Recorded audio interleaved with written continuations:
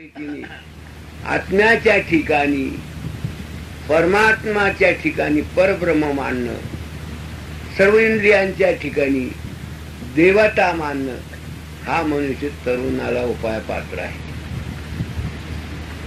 या शरीरातला व्यवहार जर समजला नाही, जसं घरामध्ये नाना प्रकारांच्या वस्तू असतात, अशा इथे कल्पना, वासना, काम, क्रोध, मद, मत्सर गच भरलाय.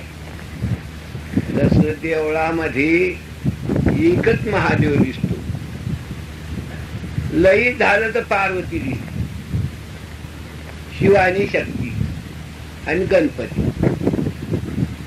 दारीचा जो धर्मनिष्ठ पुरुष आहे, भगवान धर्माचे नाव वैष्णव, असे सगळेच लोक देवता आहे म्हणून त्याला देऊळ म्हणलं. असं देव पाहायला जर गेले तर यालाही कळून चुकल की आत्मा हाच शिव आहे, शक्ती हीच पार्वती आहे. बुद्धी, ज्ञान, ध्यान, दया, क्षमा, शांती सगळं दैविकच आहे. आणि सर्वात महातीर्थ म्हणलं चित्त शुद्ध.